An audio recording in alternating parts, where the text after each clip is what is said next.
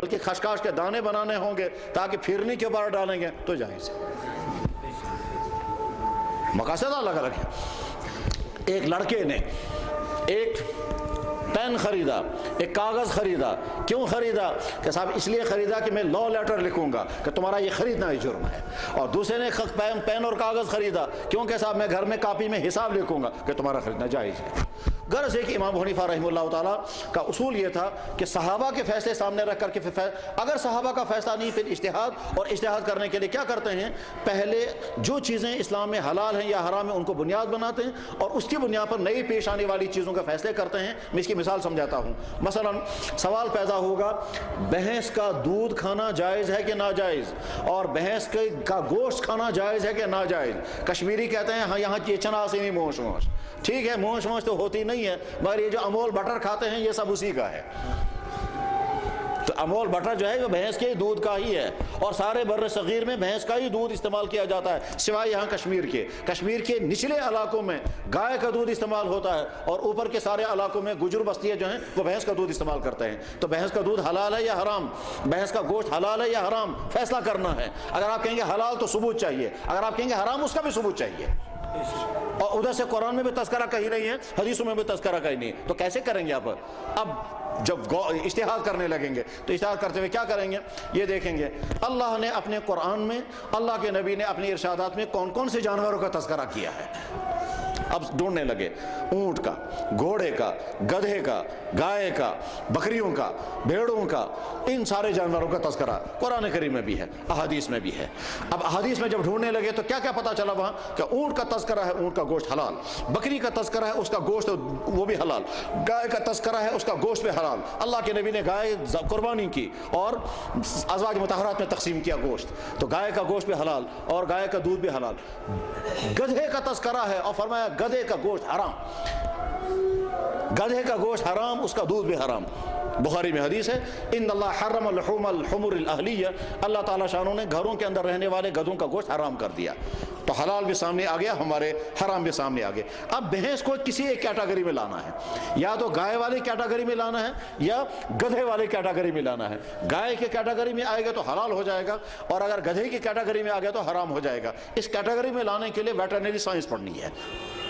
اس veterinary science کو تو اس وقت تو تحقیق نہیں کر سکتے تھے، اس وقت مختصراً کہتے ہیں کیا صاحب؟ کہ صاحب دیکھیے گائے کے پاؤں میں پھٹن ہوتی ہے، تمہیں آسان سے کھور چھنیت ماز، بھینس کا پاؤں بھی ایسا ہی ہے۔ نمبر ایک، گائے گوبر کرتی ہے، بھینس بھی گوبر کرتی ہے۔ دو، گائے گھاس کھاتی ہے، بھینس بھی گھاس کھاتی ہے۔ گائے کا میل فیمیل کا جو آپس میں جو سسٹم ان کا ہے وہی بھینس اور بھینسے کا بھی ہوتا ہے۔ تین، گائے گھریلو جانور ہے، بھینس بھی گھریلو جانور ہے۔ لاسٹ، گائے درامن کرتی ہے، بھینس بھی درامن کرتی ہے۔ لہذا بھینس جو ہے وہ گائے کی کیٹیگری میں ہے، اس کا دودھ بھی حلال، اس کا گوشت بھی حلال۔ یہ قرآن سے نہیں ثابت ہوا، یہ حدیث سے نہیں ثابت ہوا، یہ اجتہاد سے ثابت ہوا۔ اس طرح سے مسائل حل کرتے تھے۔ بہرحال امام ابو حنیفہ رحمہ اللہ تعالیٰ نے کہا کہ ایسا بہت اچھا ہے، اجتہاد سے ہم مسائل حل کریں گے، لیکن کچھ مسائل ایسے ہیں جو اجتہاد سے بھی حل ہونے والے نہیں ہیں۔ کہا وہ کون سے مسائل ہیں؟ اس کے لیے پہلے فارمولہ بنانے ہیں۔ اب دیکھیے اللہ نے اپنے قرآن کے اندر زمین سے پیدا ہونے والی جن چیزوں کے حلال ہونے کا فیصلہ کیا، پاک ہونے کا، اس میں چند سبزیاں، چمچم یا ایک یا دو سبزی کل ہے، اور ایک دو قسم کی دالیں ہیں۔ دال کا تذکرہ ہے، سبزیوں میں سے صرف ککڑی کا تذکرہ ہے قرآن کریم میں۔ گنڈ، پیاز، ککڑی اور لہسن، روہن، ان دو تین چیزوں کا تذکرہ قرآن کریم میں، دال کا تذکرہ بھی ہے۔ اب احادیث میں دیکھتے ہیں تو اللہ کے نبی علیہ الصلوۃ والسلام نے اپنے زمانے میں جو سبزیاں کھائی تھیں ان میں سے لوکی کھائی ہے، کم سے کم ہمارا ہاف تو وہاں کہیں نہیں تھا، ٹھیک۔ اسی طرح سے یہ ہماری رازما دال تھی سنتا کوئی نہیں، ہمارے سامنے یہ نون چائے سنتا کوئی نہیں نا، سونی بخت سنتا کوئی نہیں، تو یہ چاول بھی وہاں نہیں ہے۔ اب سوال یہ ہے کہ اللہ کے نبی نے جو اناج استعمال فرمایا وہ اناج ہے جو اور ساتھ میں گندم، زیادہ تر جو، کبھی کبھار آپ نے گندم کھایا، مکی نہیں کھائی، چاول نہیں کھائے، یہ ساری سبزیاں نہیں کھائی، آلو آپ نے کبھی نہیں کھائے، پیاز آپ کے زمانے میں تھی مگر آپ کو پسند نہیں تھی، آپ نے کھانے کی اجازت دی مگر ساتھ میں کہا کلی کیا کرو، لیکن باقی ساری سبزیاں، یہ پھول گوبیاں، یہ بند گوبیاں، اور یہ آلو، یہ گاجریں، یہ مٹر اور یہ راجما، یہ ساری سبزیاں نہیں ہیں۔ ان ساری سبزیوں کے متعلق، ان سارے اناجوں کے متعلق، چاول، دالیں، پھر راجما دال، پھر وہ جو ہیں چھوٹے چھوٹے دانے، چھوٹے دانے مطلب تل گوگل کے ساتھ دوسرے جو دانے، ان تمام کو، ان تمام چیزوں کے متعلق فیصلہ کرنا ہے یہ حلال ہے یا حرام۔ اگر حرام فیصلہ کریں گے تو دلیل چاہیے قرآن کریم اور حدیث سے، اور اگر حلال کا فیصلہ کریں گے تو اللہ تعالیٰ کہنے چاہیے یہ ساری چیزیں تمہارے لیے میں نے حلال بنائی ہیں، یا اللہ کے نبی نے تمہارے لیے حرام کر دی ہو، نہ حلال کا تذکرہ کہیں ہے نہ حرام کا تذکرہ کہیں ہے، اس کے لیے اصول بنانا ہے۔ اب تو کیا کیا جائے؟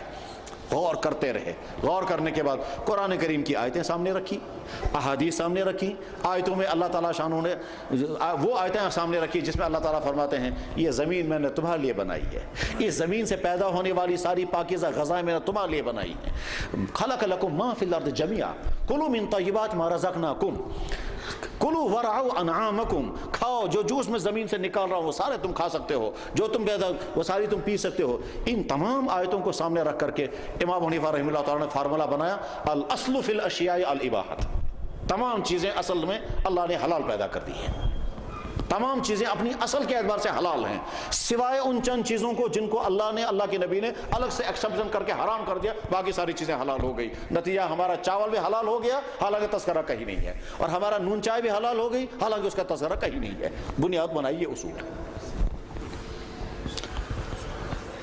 اس اصول اجتہاد کتنا مشکل کام ہے اور اس کے لیے طریقہ کار کیا اختیار کیا جاتا تھا۔ میں اس کی ایک دوسری مثال عرض کرتا ہوں، اللہ کرے آسان مثالیں ذہن میں آئیں۔ مثلا سوال یہ ہے کہ پانی کے کون کون سے جانور حلال ہیں؟ پانی میں تو اتنے جانور ہیں، خشکی میں اتنے جانور نہیں ہیں، لیکن چونکہ ہم نے سمندری دنیا دیکھی نہیں اس لیے ہم اسے واقف نہیں ہیں۔ سمندری دنیا عجیب و غریب دنیا ہے، 40,000 قسم کی صرف مچھلیاں ہیں، کروڑوں قسم کے صرف کیڑے مکوڑے ہیں، زمین کے اوپر اتنے پھول نہیں ہیں جتنے سمندر کے اندر پھول ہیں، زمین کے اوپر اتنے کلرز نہیں ہیں جتنے سمندر کے اندر کلر ہیں، زمین کے اندر اتنے پتھر نہیں ہیں قسم قسم کے جتنے سمندر کے اندر ہیں، زمین کے اوپر جتنے جانور ہیں اس سے زیادہ زمین کے اندر، اس میں سمندر کے اندر جانور ہیں۔ بہرحال سوال یہ ہے کہ سمندر کے کون کون سے جانور حلال ہیں؟ ٹھیک، ایک امام اٹھا، اللہ تعالیٰ نے فرمایا احل لکم صید البحر وطعامہ متاعا لکم، دریائی سارا شکار تمہارے لیے حلال کر دیا گیا، اور دریا کے اندر سے جو جو کچھ تمہارے لیے نکل سکتا ہو نکالو اور کھاؤ، لہٰذا سمندر کے تمام جانور حلال، سمندر کے مینڈک بھی حلال، سمندر کے کیڑے مکوڑے بھی حلال، سمندر کے مچھلیاں بھی حلال، سب حلال۔ ایک امام آیا، وہ امام مالک رحمہ اللہ تعالیٰ، کیا حضرت سارے حلال ہیں؟ کیا لگا نہیں، دو نہیں کھانا، ایک کتا نہیں کھانا اور ایک خنزیر نہیں کھانا، یہ کتا اور خنزیر دونوں بالکل غلط ہیں، یہ نہیں کھانا تم، باقی سب سمندر کے جانور حلال ہیں، بمسین حلال تیری۔ دوسرا امام آیا، دوسرے امام نے بہت غور کیا کیونکہ قرآن کریم میں کلیئر حکم کہیں نہیں آ رہا ہے، بہت غور کرنے کے بعد آخر میں انہوں نے کہا کہ خشکی میں جتنے جانور حلال ہیں اتنے جانور سمندر والے ہوں گے وہ بھی حلال، اور خشکی کے جتنے جانور حرام کر دیے گئے ہیں سمندر کے وہ جانور بھی حرام۔ یہ امام شافعی ہیں۔ ٹھیک، آیا امام شافعی نے دوسرا فیصلہ بھی سنایا، کہنے لگا صاحب سمندر کے کچھ جانور تو بالکل ہی حرام ہیں۔ کون کون سے؟ نمبر 1 مگرمچھ حرام، نمبر 2 مینڈک حرام، نمبر 3 کچھوا حرام، نمبر 4 کتا حرام، نمبر 5 خنزیر حرام۔ یہ 5 حرام ہیں، باقی سارے سمندر کے جانور حلال ہیں، کیونکہ اللہ تعالیٰ شان و ارشاد فرما رہے ہیں احل لکم صید البحر وطعامہ لکم، سمندری شکار تمہارے لیے حلال کر دیا گیا، وہاں سے جو چیز بھی کھانے کی تمہیں مل سکتی ہو نکالو اور کھاؤ، تو لہٰذا ساری چیزیں حلال۔ اب آئے امام حنیفہ رحمہ اللہ تعالیٰ کے اجتہاد۔ امام صاحب فرماتے ہیں سب سے پہلے غور کریں گے ہم قرآن کریم کی آیت پر۔ اللہ تعالیٰ فرماتے ہیں سمندر کا شکار حلال کیا گیا، یہ شکار کا ایکشن حلال ہے، جانور کے بارے میں آیت نہیں ہے۔ یہ نہیں بتا رہے ہیں کون کون سے جانور، بتا رہے ہیں شکار کا کھیل کھیلنا، شکار کا کام کرنا حلال ہے۔ آپ وہاں کہاں گئے؟ پہلے یہیں رکو ابھی۔ چلے حضرت ٹھیک ہے، اور کہ لگا نمبر 2 باب دعا ہو جی حدیث میں فرمایا جناب رسول اکرم صلی اللہ علیہ وسلم نے احلت لنا المیتتان والدمان، اللہ نے ہمارے لیے 2 مردار حلال کر دیے گئے ہیں. 2 مردار، اما المیتتان فہی السمک والجراد، جو 2 مردار ہمارے لیے حلال ہیں، ایک مچھلی ہے اور ایک ٹڈی ہے. ایک مچھلی ہے اور ٹڈی ہے. ٹڈی یہاں حالو چوانا تمس، مچھلی اور ٹڈی. نمبر 3، اب امام حنیفہ رحمہ اللہ تعالیٰ فرماتے ہیں کہ صاحب یہ بتائیے، اللہ کے نبی نے اور اللہ کے نبی کے صحابہ نے ساری زندگی میں مچھلی کے علاوہ اور کوئی جانور کھایا ہے؟ کہ جی نہیں کھایا ہے. بس ان 3 بنیادوں پر میں کہتا ہوں کہ سمندر کی صرف مچھلی حلال ہے، باقی سارے جانور حرام ہیں. اس طرح سے غور کرنے کے بعد جی بہت اچھا، اب سوال پیدا ہوتا ہے جی ایک مچھلی ہوتی ہے جو سمندر سے نکلتی ہے، اس کو کہتے ہیں پراؤن، جھینگا مچھلی. یہ جھینگا مچھلی حلال ہے یا حرام ہے؟ کہا ٹھیک ہے، پہلے دیکھو یہ مچھلی ہے یا کچھ اور ہے. اگر یہ کائنڈ آف فش ہے، اگر یہ مچھلیوں کی قسموں میں سے ہے تو حلال ہو جائے گی. اگر یہ کیڑے مکوڑوں میں سے ہے تو حرام ہو جائے گی. تو کرو جی غور. اب کیا کرنا ہے؟ کل کے سمندر میں ہے لہذا مچھلی ہے، اور سارے لوگ کہتے ہیں جھینگا مچھلی، سارے لوگ کہتے ہیں اس کو جھینگا مچھلی کا کاروبار کر رہے ہیں، جھینگا مچھلی کی چٹنی کھا رہے ہیں، جھینگا مچھلی کو 5 اسٹار ہوٹلوں میں اعلیٰ ترین ڈش مانا جاتا ہے، اس کو حلال کیا. تو کیسے حلال مانیں؟ کہ صاحب پہلے مچھلی کی ڈیفینیشن نکالنی ہے، اور مچھلی کی ڈیفینیشن جب نکالتے ہیں، مچھلی وہ پانی کا جانور ہے جو گلا پھاڑ کر کے سانس لیتا ہے، اور ساتھ میں اس کے اندر ہڈیاں ہوا کرتی ہیں، اور ہڈیوں پر وہ جانور کھڑا ہوتا ہے. یہ تینوں باتیں جب پائی جائیں گی تو پھر مچھلی بنتی ہے. پراؤن جو ہے اس کے اندر یہ تینوں باتیں نہیں ہیں، لہذا وہ مچھلی سے نکل گئی. میرے بھائیوں، اشتہار کا معاملہ. امام حنیفہ رحمہ اللہ تعالیٰ نے اس وقت سوچا اب اس وقت امت کے سامنے ہزاروں نئے مسائل آ جائیں گے، اگر صرف